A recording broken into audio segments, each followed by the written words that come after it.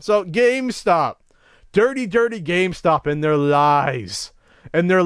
It's always funny to me whenever there's a GameStop article about any topic at all, whether it's the Retro Game Initiative, new stuff, pre-orders. There's always at least 2 or 3 people in the comments that say either I used to work at GameStop and it's shit, I still worked at GameStop and it's shit, I was a manager who worked at GameStop, or I'm currently a manager who works at GameStop and they're shit. And of course, all these people say on the boards, and no one's disputing it, that employees aren't treated properly, their hours get cut, they're forced to push the GameStop award programs in the magazine, and that goes back to, that's not even a recent thing, that's 15 years pushing their magazine and subscribing to the award program and stuff like that.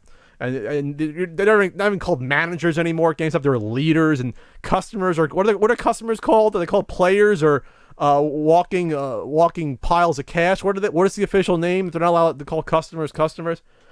Anyway, since it's been a while since we spoke about anything GameStop related on the podcast, there's a great new topic that it's not shocking to hear this.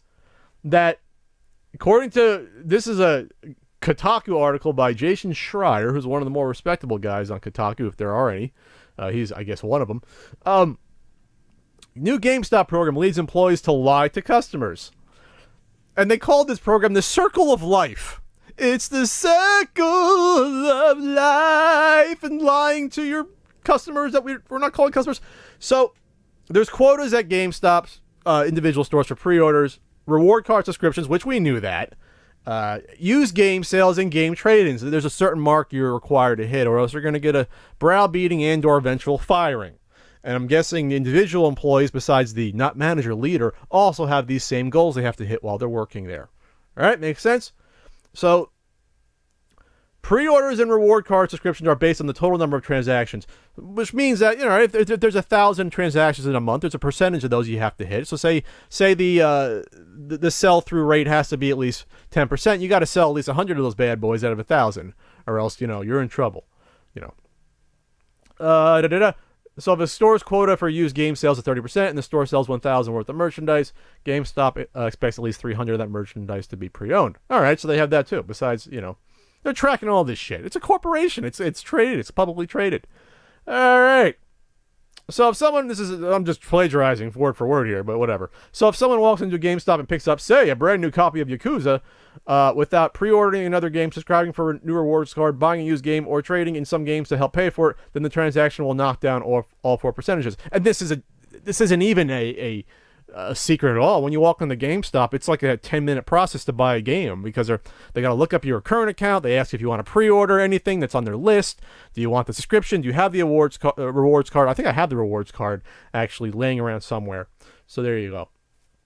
So, but this is the new part of this deal that you're going to have everyone ranting and raving about.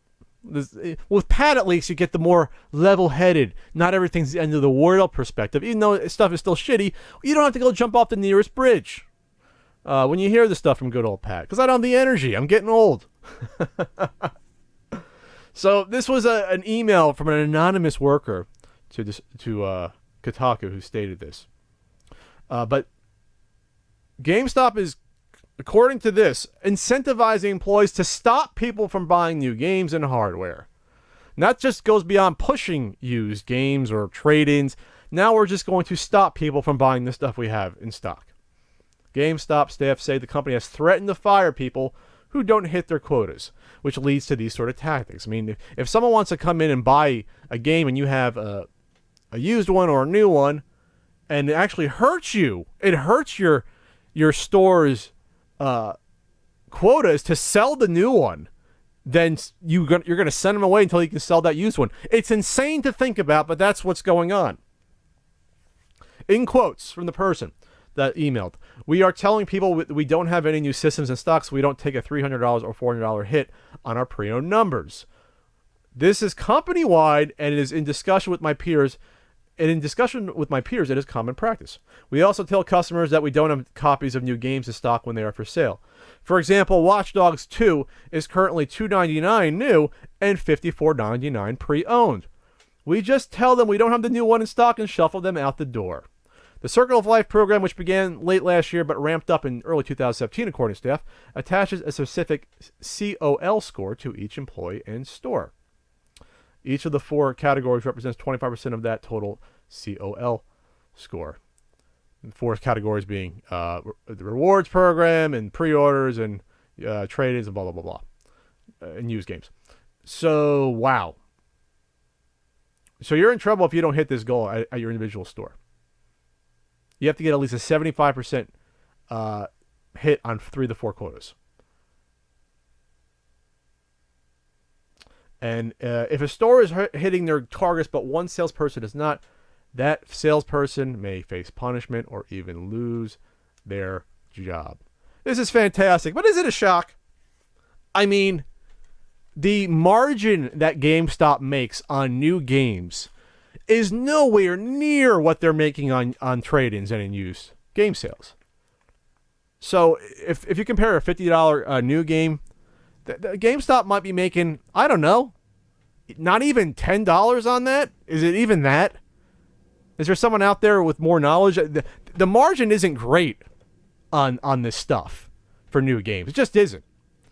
But on used games, a $50 used game, that was traded in, and GameStop probably gave you like $15, $20. That's $30 profit.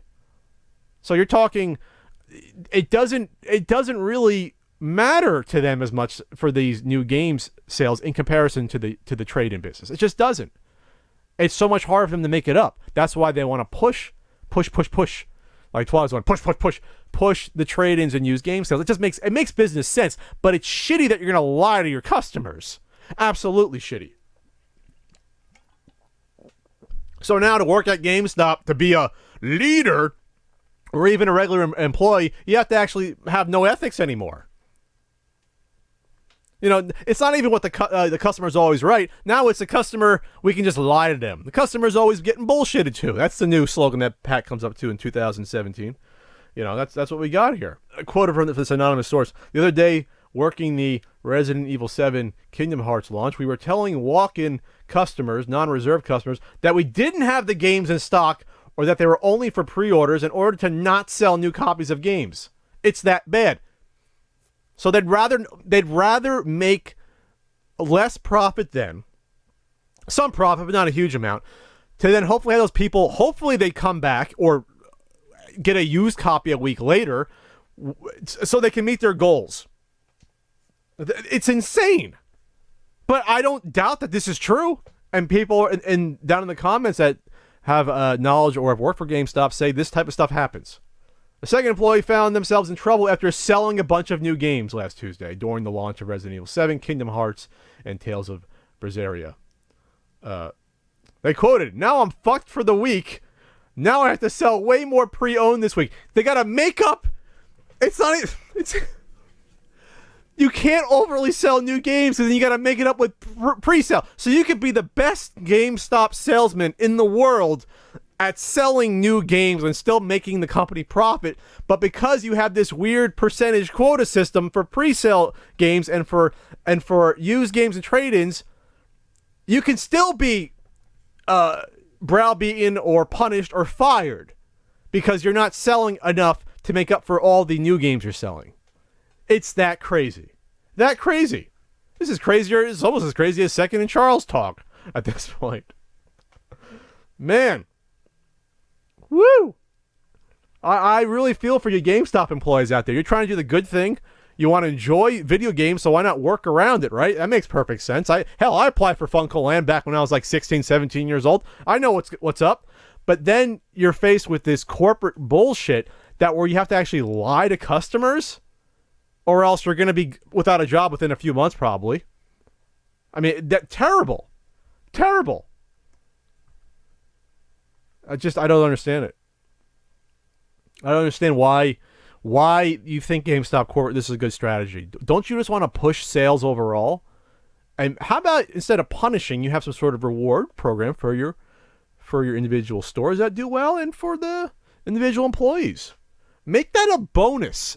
It's always good positive reinforcement, not negative. Don't spank your kid for not doing all the trade-ins that you wanted them to, but reward them with the lollipop when they do. Well, how about that?